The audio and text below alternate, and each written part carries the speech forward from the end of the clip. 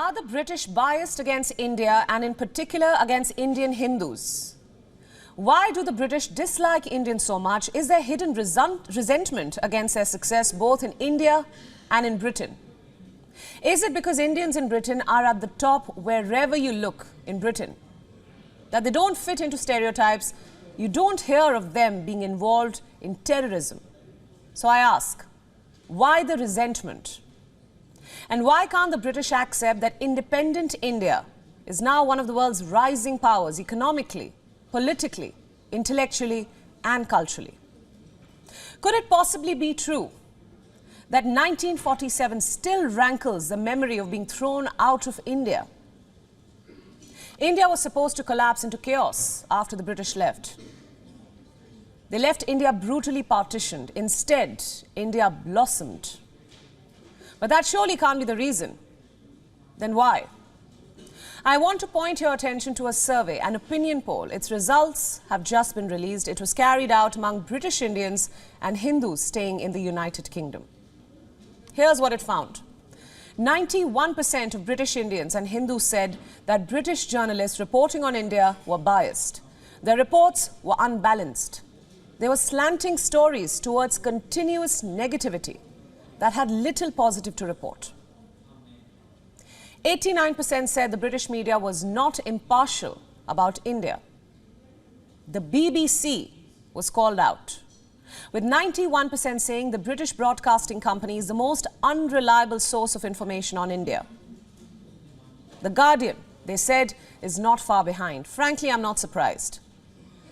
Let's do an experiment. Do one thing tonight. Go to the Guardian website and search for India.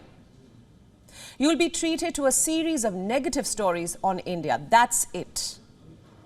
Concerns raised over what a third term for Narendra Modi would mean for the country amid rising Hindu-Muslim tensions. That's one.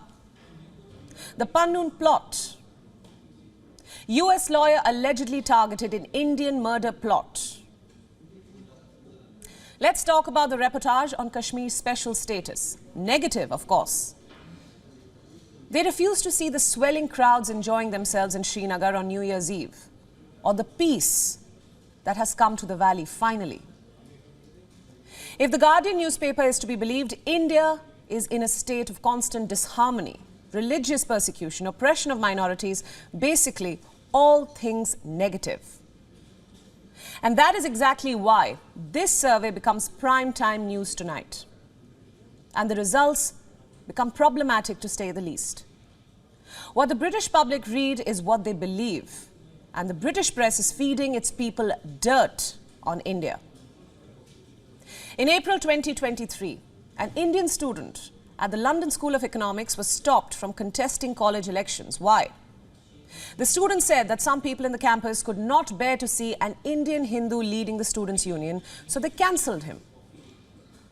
Earlier in 2021, another Indian student was cyber-bullied into quitting from her post as the president of the Oxford University Student Union. Imagine that. So has the British media fanned this bias? Is it guilty of whipping anti-India sentiments across the country? You see, mass media is a powerful tool. Like I was telling you, what you see is what you believe. The question is, what explains the British media's negative projection of India? What is it that the BBC has against India? Because the BBC's anti-India campaign goes way back. For British journalists, India is still mired in poverty and despair. Of course, no one ever mentions that India's poverty and despair in 1947 were a British legacy. The British came to an India that was rich, an India that had 23% of global GDP. 200 years of exploitation later, the British left India as one of the world's poorest countries with just 2% share in the global GDP. In the 1970s, India was moving on, but the BBC decided to strike with its one-sided narration of the India story. From politics to policies, the BBC has tried to misreport on everything India. In 2017, the BBC ran this headline: Kaziranga, the park that shoots people to protect rhinos. The piece read, and I quote, The way the park protects the animals is controversial. Its rangers have been given the kind of powers to shoot and kill normally only conferred on armed forces policing civil unrest. At one stage, the park rangers were killing an average of 2 people every month, more than 20 people a year. Indeed, in 2015, more people were shot dead by park guards than rhinos were killed by poachers. Innocent villagers, mostly tribal people, have been caught up in the conflict. That's what the BBC reported. The BBC's then South Asia correspondent questioned, has India's war against poaching gone too far? The BBC also produced a documentary, Killing for Conservation. It questioned the ethical legitimacy of the shoot-at-sight order for poachers. Guess what happened? Kaziranga National Park called out the BBC's misleading reportage, following it up with a point-by-point rebuttal. The park said that the rangers don't just shoot at sight. A warning is given beforehand. Shots are fired only and only if the warning is ignored, or the rangers are shot at first, or if the rangers feel there is an immediate danger to the prized and endangered one-horned rhinoceros. The BBC was forced to apologize. And how can we possibly forget the distasteful series on India's Prime Minister? The hate piece was reeking of propaganda. Why did the British press have to stoop so low? Is it hard for the British media to digest that the country the Great Britain once ruled is now a bigger economy than their own? That India is now employing British citizens, becoming an investment hub for British money, while BBC and Guardian may have been named and shamed. The bias against India goes far beyond these media houses. I will give you an example. In 2023, when India became the first country to touch down on the moon's south pole, one British anchor tried to explain to his viewers why it would be a great idea to ask India to return British aid. Listen in. To congratulate India on landing on the dark side of the moon, I would also like to now invite India to return the £2.3 billion foreign aid money that we sent them between 2016 and 2021. We're also set to give them £57 million next year. But I think the British taxpayer should keep hold of that, don't you? We should not be giving money to countries with a space programme.